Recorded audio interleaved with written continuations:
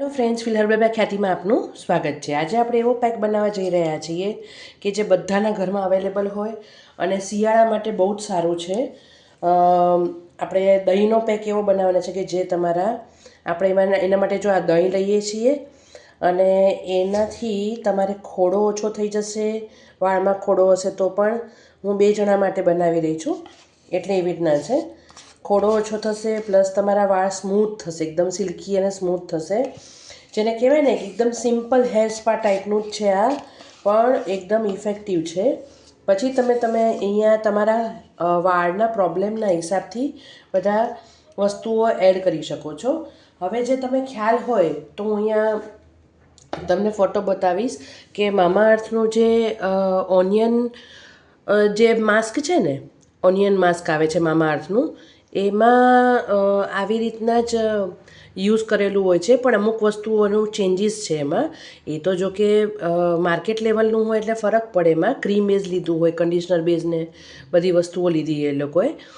આપણે એને દહીંથી બનાવવાના છીએ, એટલે દહીંની અંદર આપણે તમને ખ્યાલ હોય તો અહીંયા મારી ઉપર હું આપું છું તમને, એ ઓઇલ મેં બનાવ્યું હતું ડુંગળીનું, એટલે એકદમ ઇફેક્ટિવ છે। જે ડુંગળી ન વાપરતા હોય એની પાસે પોતાનું જે ઓઇલ હોય, અથવા તમે જિંજરનું બનાવી લેજો, એ બહુ જ ઇફેક્ટિવ છે।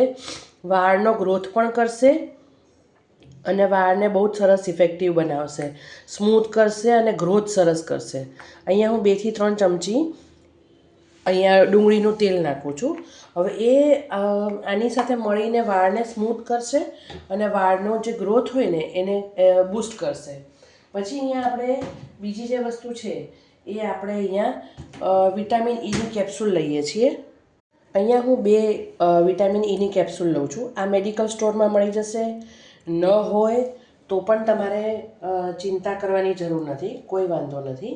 ન હોય તો એના માટે દોડવાની જરૂર નથી, પણ એ વાળ માટે બહુ જ ઇફેક્ટિવ છે, એટલે તમને કહું છું કે એક વખત આનું વસાવી લેવાનું। આવી બધી વસ્તુઓ આવી રીતના તમને મળી જશે, પેકેટ આવી રીતના ઇવિયોન 400 કરીને છે, મળી જશે। તમારા ત્યાં બદામનું તેલ પડ્યું હોય તો એ પણ તમે નાખી શકો છો। અહીંયા 2 મેં નાખી દીધી છે। હવે જો તમારે આને એકદમ માર્કેટ બેઝ જેવું આપવું હોય ટેક્સચર, તો તમારે એને ગ્રાઇન્ડરમાં ગ્રાઇન્ડ કરી નાખવાનું। પણ મને કાંઈ એવું કંઈ ખાસ પેલું લાગ્યું નહીં કે આ તો તમે હાથેથી પણ થોડી મહેનત થઈ જાય, એટલે તમારે કરી લેવાની।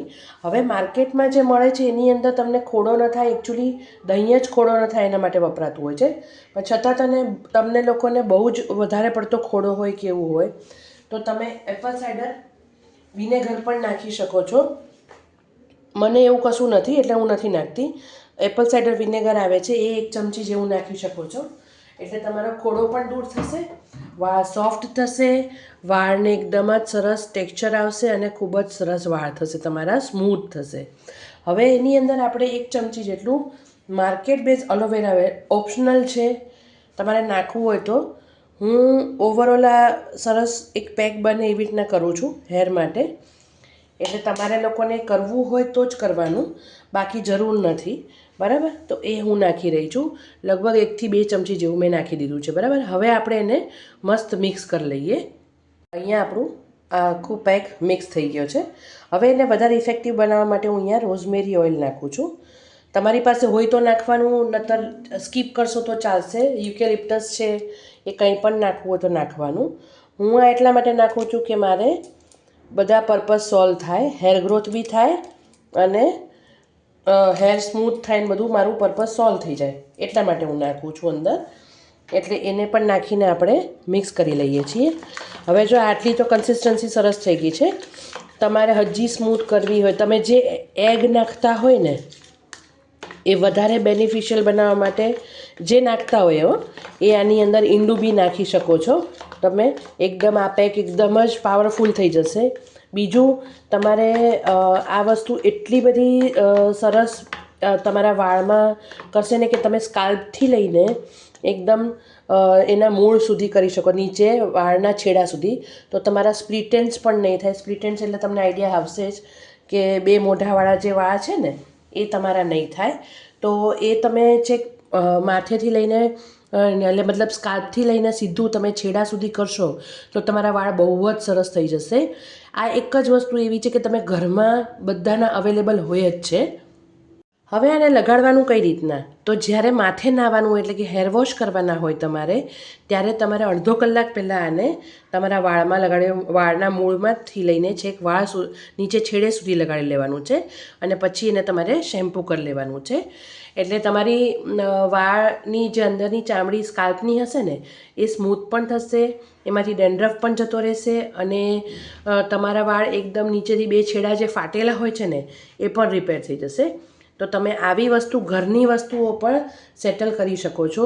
અને આને ગ્રોથ માટેને એમ ઇફેક્ટિવ બનાવવો તો મેં તમને કીધું એમ ડુંગળીનું તેલ છે, ડુંગળી ન યુઝ કરતા હોય તો તમે આદુનું તેલ, આદુ હોય ને એને લગભગ 1.5 થી 2 ઇંચ જેટલું ખમણીને, કોથમીર છે, પછી મેં આના પહેલાં બી તમારી સાથે શેર કર્યું હતું જાસૂદના પેલા ફૂલના પાંદડા જે આવે છે, એ જે જાસૂદના પાંદડા એ છે, આદુ છે, એ બધાનું તમે એક ઓઇલ બનાવી નાખો તો એ પણ બહુ ઇફેક્ટિવ છે. જે ડુંગળી યુઝ ના કરતા હોય એની વાત છે.